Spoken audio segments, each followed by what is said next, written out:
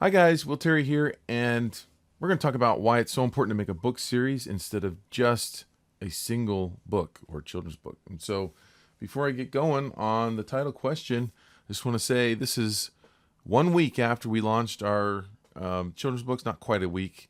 Tomorrow will be a week. Pickleball Paul, and I'm going to be giving you updates on that. I'm going to be giving you sales stats in this video.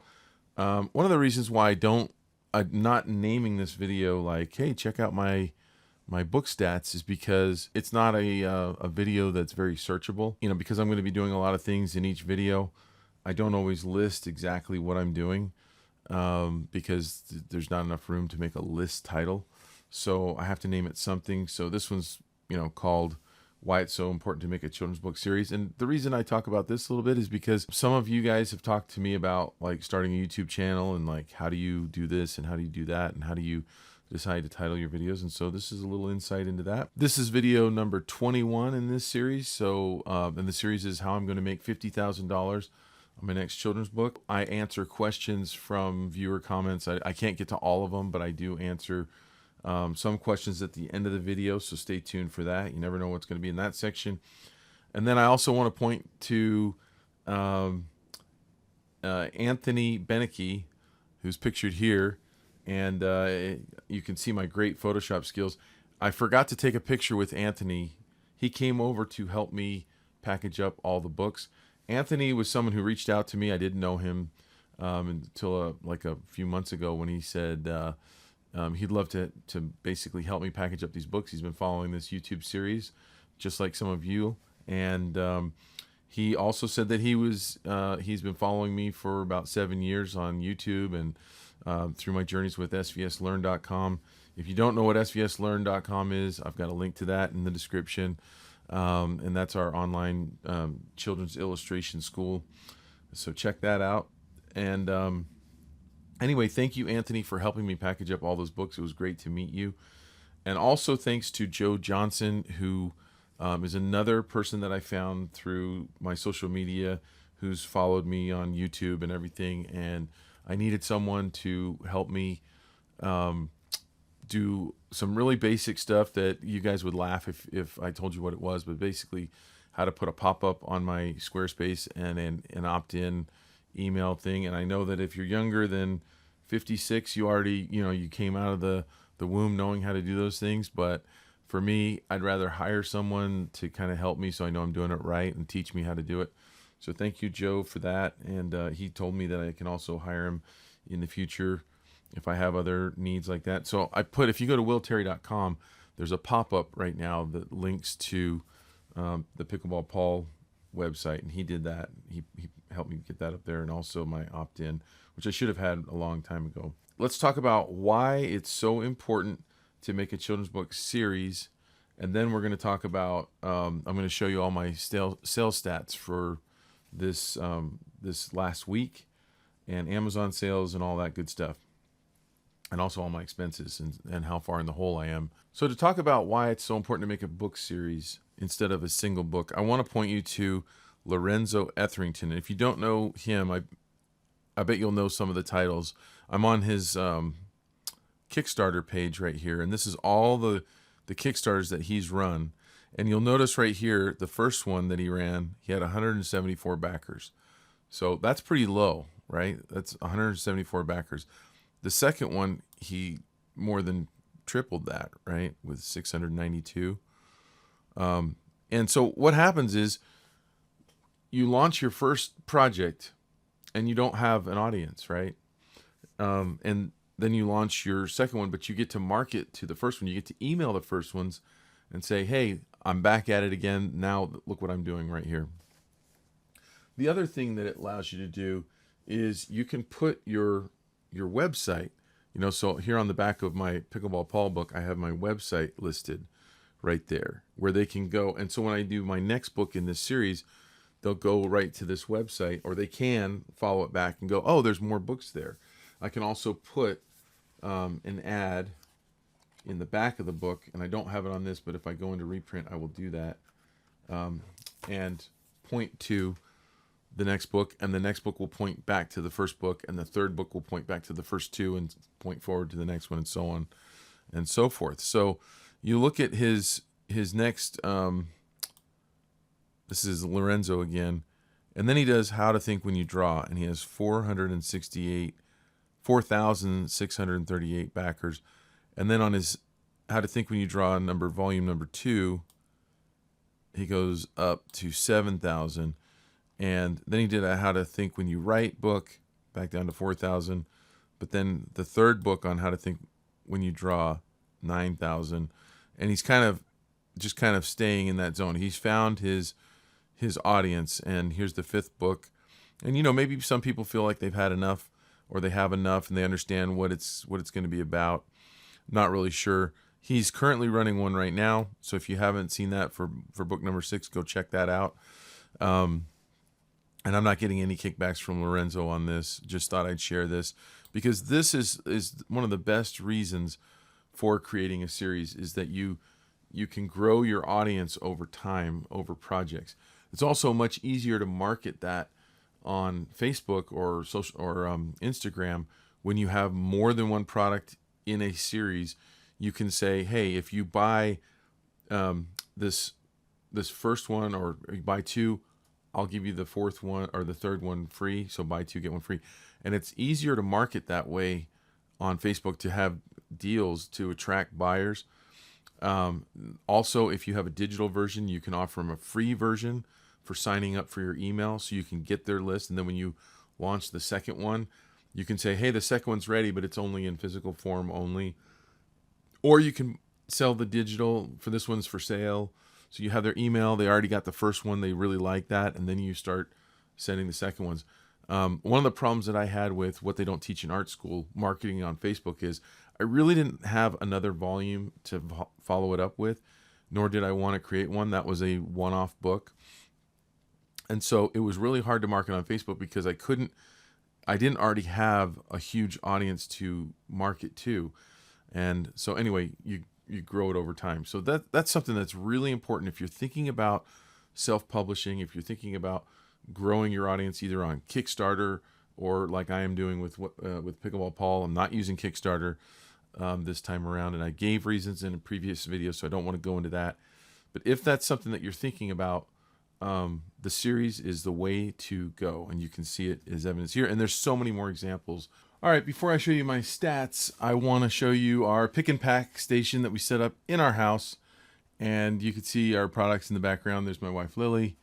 And we just basically took a part of our dining room and turned it into this little station where we packaged up all the books. Here they are, all ready to go out for mail. Here's us taking them to the post office, and Lily dumping them in one of the crates there. I also wanted to just talk briefly about damage. We had a little damage on some of the posters. None of the books got damaged. It looked like they ran a forklift through this box of posters here, and that's what it kind of looked like on the inside. Turned out that only about 20 posters out of 3,000 were damaged. So I didn't mention anything to my print broker for that number. I mean, it was insignificant. The posters were like something like 60 cents each, and so for 20 of them, I mean, out of the whole project, I'm not gonna. I mean, you couldn't even file an insurance claim for that with the deductible and everything. So, all in all, I look at it as basically no damage. Percentage-wise, no damage. Okay, let's get going. Okay, get ready to be underwhelmed. Now, remember in the other videos, I told you that I wasn't going to make a ton of money on a Kickstarter like I did with What They Don't Teach in Art School. So, that one raised over $200,000, and Kickstarter is such a very different way of marketing. You front end load all of your work, and then you launch to the world and you go big. But with this book, I didn't feel like my audience was on Kickstarter, so I didn't want to go that route. My sales are going to be made at tournaments, and I've talked about this in previous videos as well. So let's go through this. So here's the total income, or the total revenue that we've made in a week. My retail sales, these are sales that I've made to individuals. So because I have a lot of friends that play pickleball, a lot of people have either emailed me or stopped by the house, or they've caught me while I'm playing pickleball, and I've taken a case of books down there. And so $625 worth of sales for me just selling books in the first week to people coming by and saying, hey, can I get a book? Now, Bill is my sales guy that I'm working with and I've partnered with on this. And he's made about $1,500 in retail sales. That's when he's gone to little events. Now, he hasn't had any big tournaments to go to yet. He's only been able to go to a few small ones here and there. And so in the first week, he sold $1,500 worth. I've sold $1,600 worth of cases of books, and not full cases, but somebody wanted 25 books here, or somebody wanted like 10 books here, or 40 books, and so I've made wholesale, and my wholesale price is a little bit more than 50% of retail. So my wholesale price is about $13.50 a book right now. And then Bill's made wholesale sales too, and he's sold to 2 paddle shops and 4 vendors that go to tournaments that he's not going to. So, the book, if you went into Ray's Rackets down here in Surprise, Arizona, you'd walk in and they've got my books sitting there on the counter. And then there's another paddle shop it's called Tennis Cabana, that he got it put in over in Mesa. And so he's looking to do a lot more of that. He's already reaching out and finding other people that will either carry it at a vendor show or in paddle shops. And then the website sales, we did $2,400 in website sales in a week. And then that number is also minus the credit card processing, which is a little less than $1 per order. So there's a little chunk taken out there. And so here's my total Amazon sales for about a period of about 2.5 months. And you can see I'm just idling along, a few sales a day, a few days without sales at all. Just a few books here and there, and then it drops off. And that represents about the number of books sold. And if we go to lifetime, about 115 books sold, about 115, exactly 115. And again, the whole purpose of that is for all the work that we do, marketing the book and getting the book seen and noticed in the physical hard copy that we have. There's going to be a group of people that always get on their phone and see if they can get it on Amazon cheaper. And they will, but they won't get the same product because they can't get the hardback on Amazon. They can only get the softback. So those are my sales. And for 1 week, $77.59. And then if we let's go ahead and look at my total expenses. And so my total expenses are about $17,000 in the hole minus this revenue here, right? So books cost me roughly $9,000. Now there's a lot of fees that are kind of hidden in there. There's a handling charge. There's an ISF charge. I have no idea. This is bringing books from China into the United States. There's an ISF bond for $60. I don't know what that is. Probably insurance, customs entry service, pier. This is a charge for the books hitting the pier, I guess. Port congestion charge. That's one of my favorites right there. $70 for a port congestion charge. Ocean freight charge was $148. So only $148 to float 4 pallets of books across the ocean. That's pretty cool. And then duty on the books and posters was $866, and then warehouse in and out fee $228. So that is part of this $9,000 right here, or $2,500 for the posters. So all of those charges are included basically in this amount. Now, it wasn't exactly $2,500, but when I made this graph, that's about what I was paying. It's actually this fee, this charge right here is like 24 something, just a few dollars less. The good news is no storage fees. I'm storing them at home. I already own my home. I don't have to pay anybody to store the books. Isn't that wonderful? And then book production. I'm including in there the designer charges for Mara Lee, and I'm also including the ISBN costs for not only this book but my future 4 books. I already bought the ISBN, so these are kind of sunk costs that are just costs that I had to absorb, and I won't have to have at least the ISBN for the future books, so we won't see that charge in upcoming books, but I will see production charges again when I do my second book. And then, of course, I paid, so far the website has cost me about $1,240, and I'll talk about that in another video. The guy that I hired to put the website together on Shopify. Again, if you want to check out the website, it's pickleball-paul.com, link in the description below. And then shipping supplies, so all the book boxes, tape, bubble wrap, all the stuff to make a package, the labels, the printers for the labels, the scale, all of that. Oh, I'm sorry, no, that's just the packing supplies. The printer and scales and all that stuff is down here. And then collaterals like the thank you cards and the please share me on social media cards that I put in the packs, and some other cards that I made to for wholesale to say, find the hidden pickles. I made some bookmarks and some other promotional material for Bill to use. That's all what that is. And then total is $17,237 in the hole. And then monthly web fees, I've got my Shopify charge, and I'm going off of memory right now. I had a higher amount, but I put that in the website fee for Klaviyo, which was my email program, which I have now shut off because I'm not going to be emailing for a long time. So those of you who got emails from me, don't worry, you're not going to get emails until I have something really to announce. One thing that annoys me more than anything is when people email you every day or every week, and they're like, just, I hate that.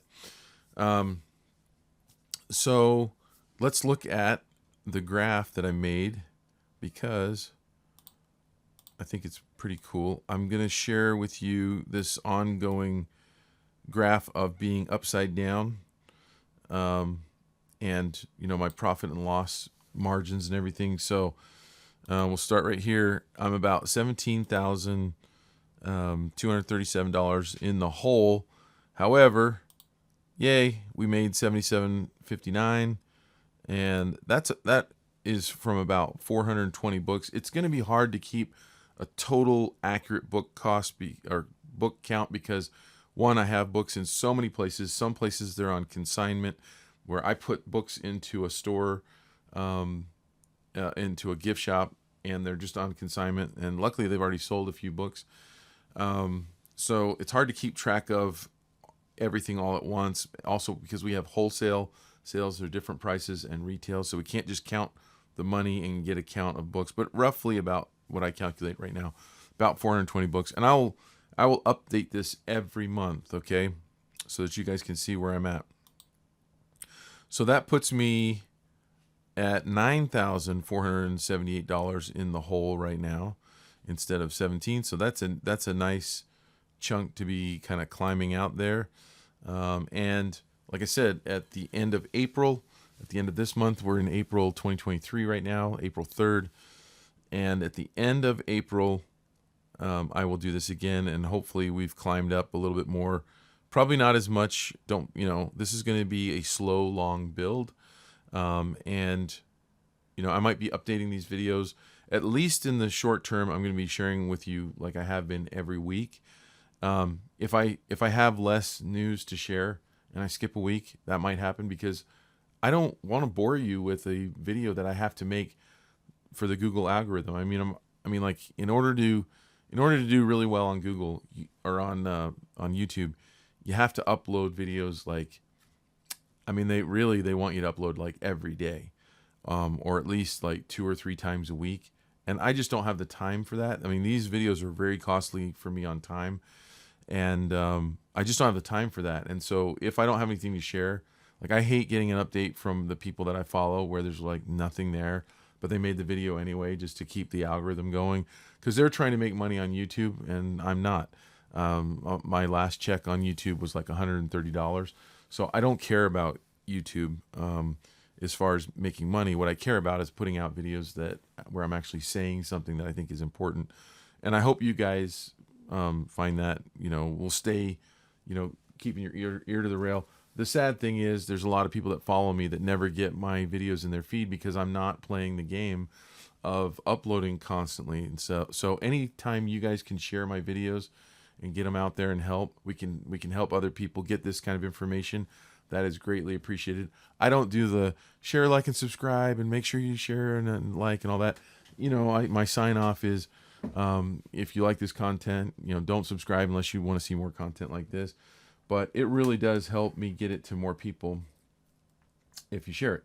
Okay, so I think that's it on this. And I think the last thing I have is to answer some questions. And there's some humdingers this week that are going to take a little bit of time. So this is going to make the video quite a bit longer, but I think they're really good questions. And I think they're things that people are going to really care about. They're definitely things I've talked about in the past, but at any rate, it's important to have this information probably listed in this video series for people that are following along.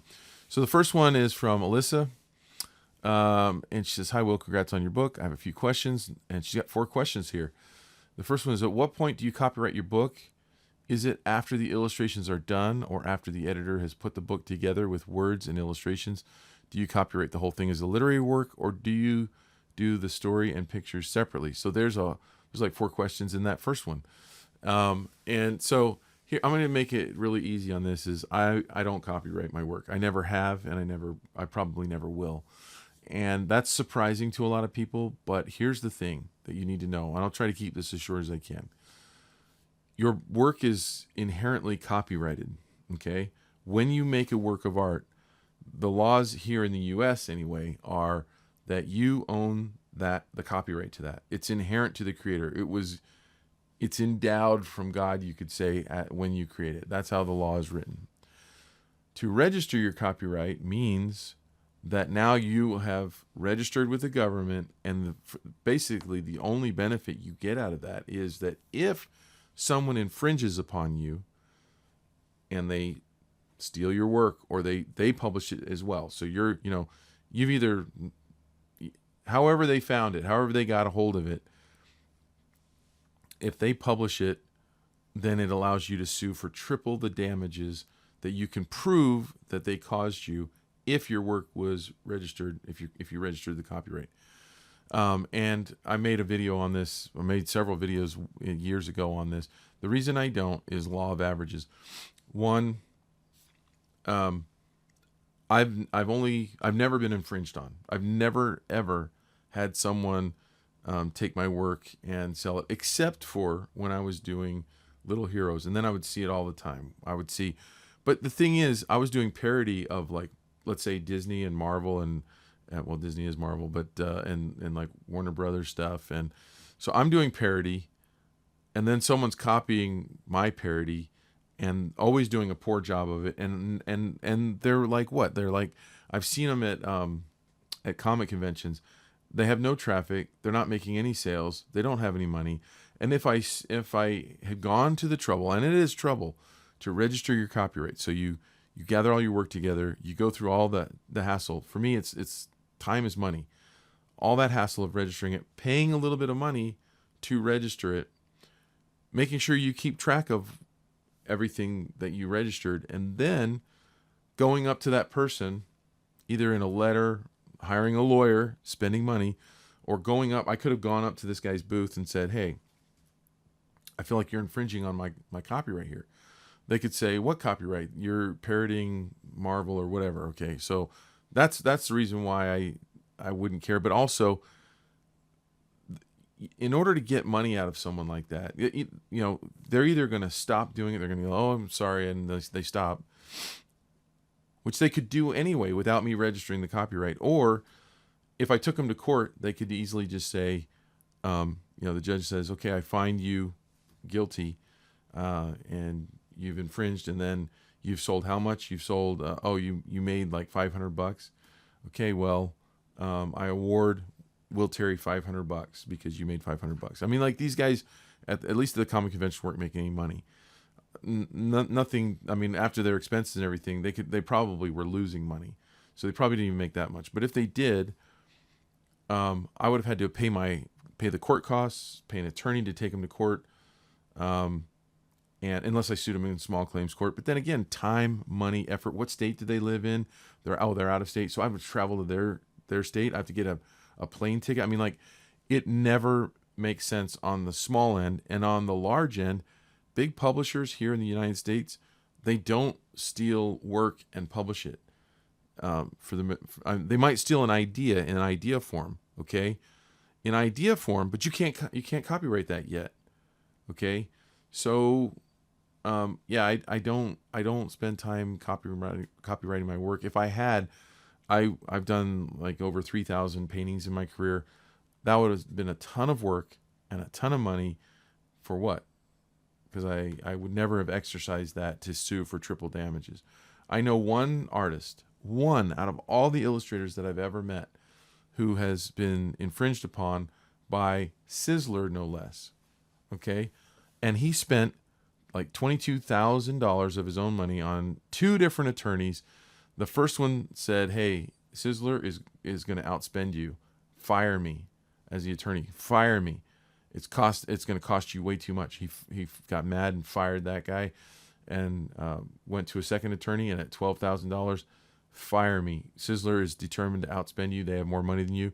He registered his copyright. He took him to court. He was right. His attorney said, "You're absolutely right. We have a case here. We'll take it to court." And Sizzler decided to outspend him.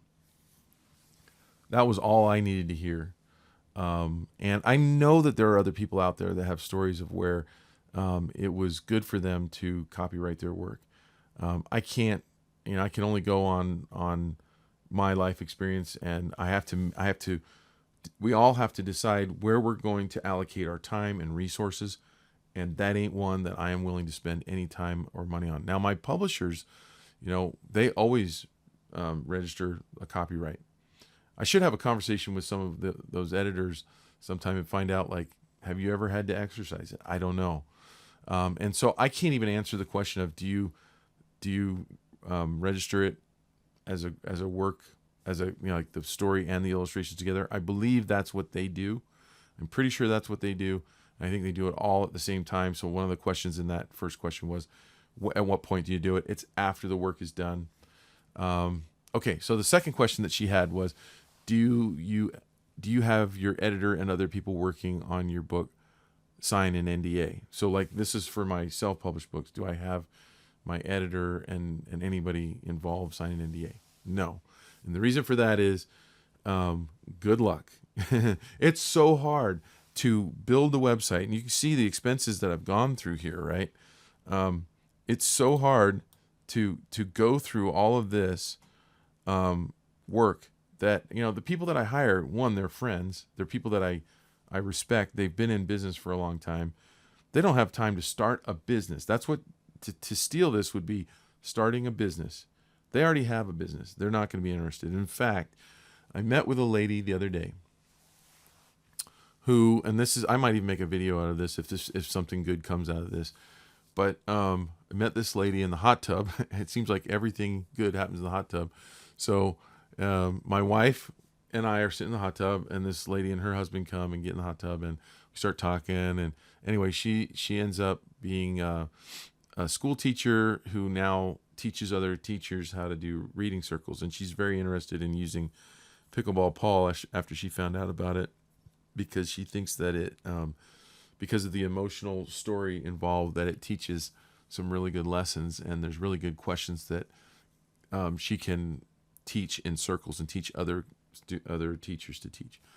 And this will have to be another video sometime, but basically, when you're making a children's book, one of the things that you can try to do is write in curriculum that certain school districts, teachers in certain grades that are in your target market, you can shoot to try to satisfy certain curriculum that they have to teach. And sometimes it's not that much of a tweak in your story.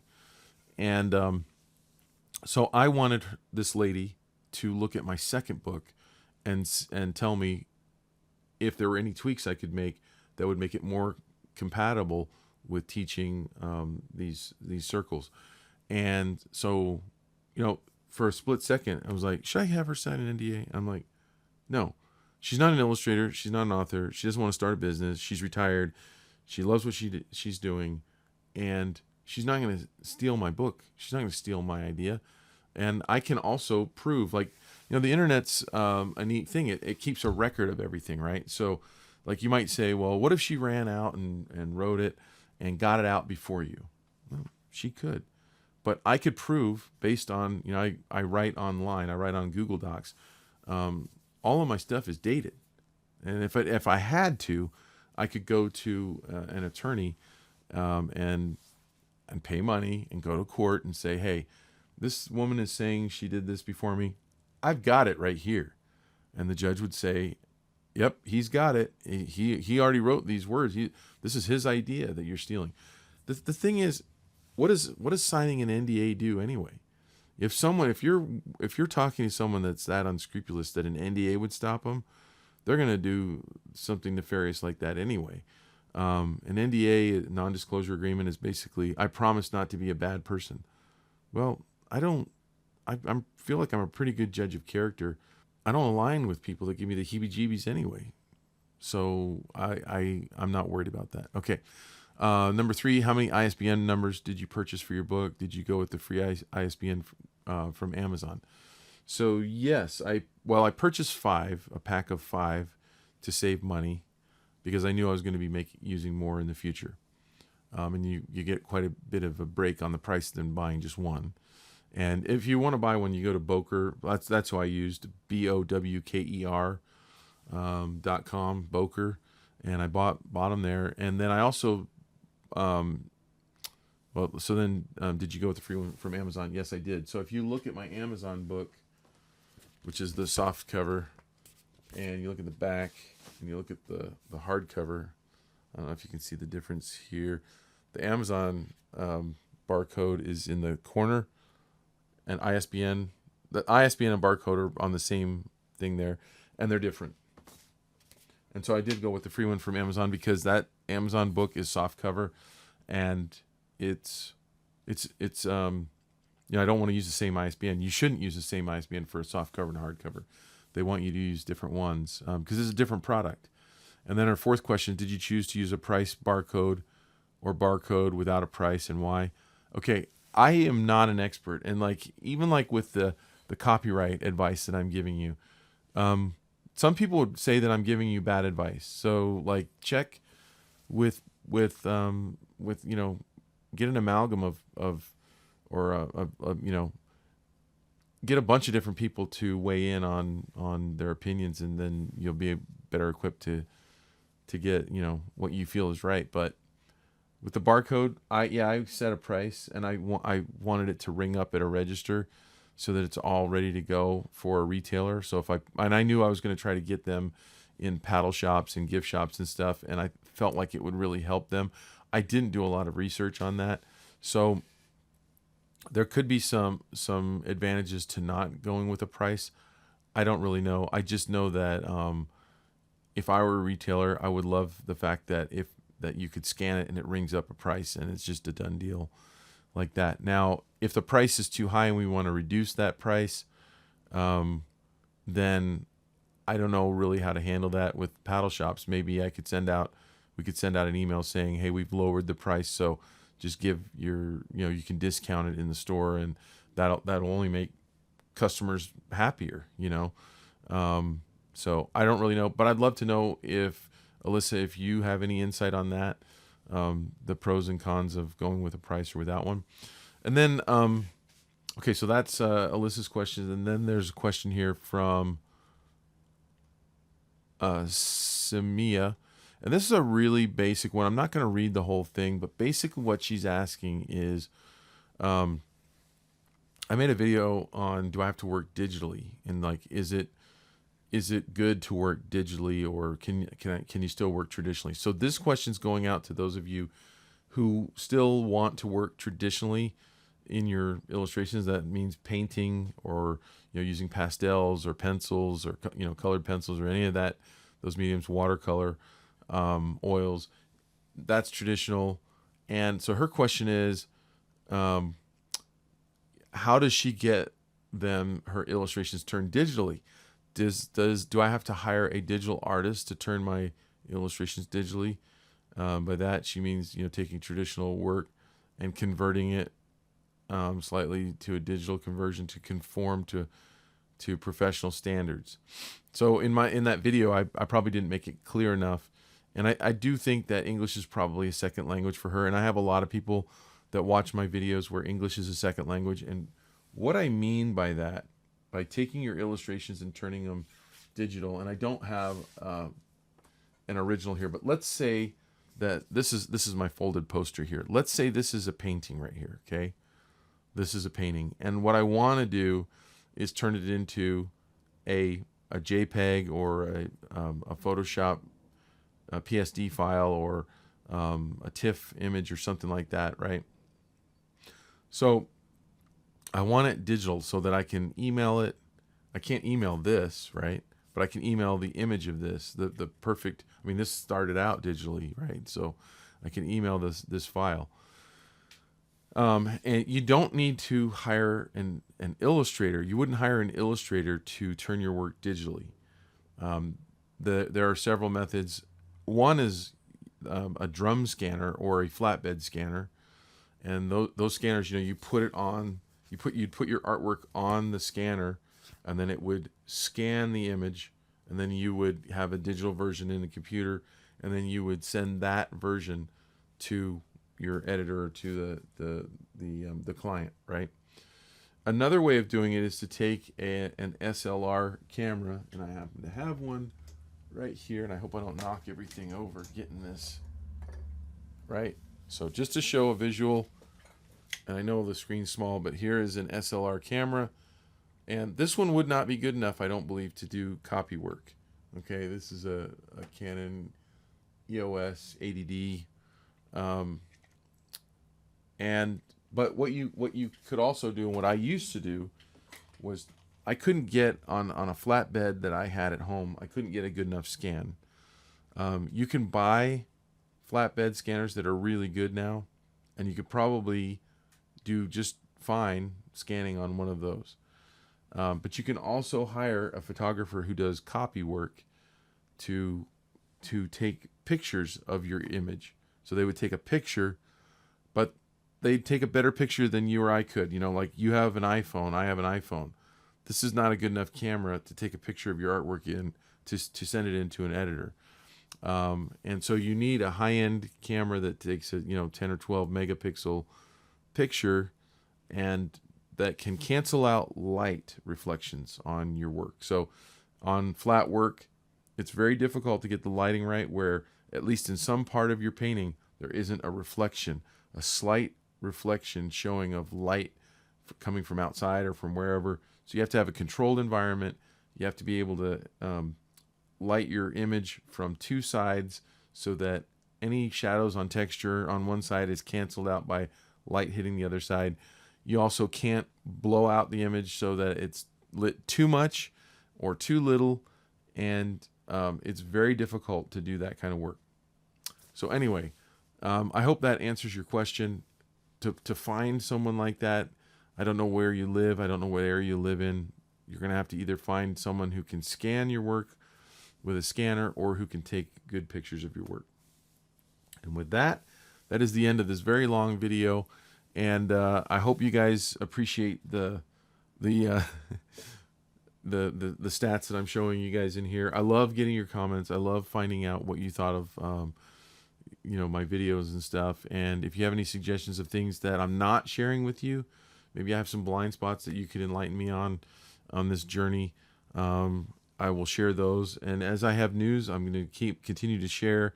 And I have a whole list of videos to make in the next week, so I'm not going to run out of anything to talk about anytime soon. But keep watching if you want to see more stuff like this. give me a like and a share, and if you like it, and help me get this out to more people, because YouTube just isn't anymore. As soon as I stopped making videos, after my wife Lori passed away, I kind of lost all momentum that I had, and it's been really difficult to get the numbers back up. But that's okay.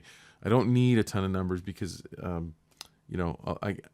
lot of people follow this and give me either private emails or comments in the videos below on how much they're thinking about doing a book like this. And that's really what this is all about, is some people are going to ask me, like, I've even had people ask me, how are you self-publishing your book? How are you marketing it? And I've told some people, I'm like, I cannot answer that question for you right now. It would do a disservice. But what you can do is you can go to my YouTube channel and start watching the videos, because I've got like now 21 videos on this whole very subject, and the marketing is sprinkled throughout. And it would take me literally hours and hours and hours to explain to you how I'm marketing my my pickleball book, Pickleball Paul. So that's why I'm laying it down here, so that whenever somebody comes up to me and says, how'd you do it? If this turns out to be super successful, which I hope it does, then I can just say, here's a video series, go watch it. With that, thank you for watching, and I will see you on the next one.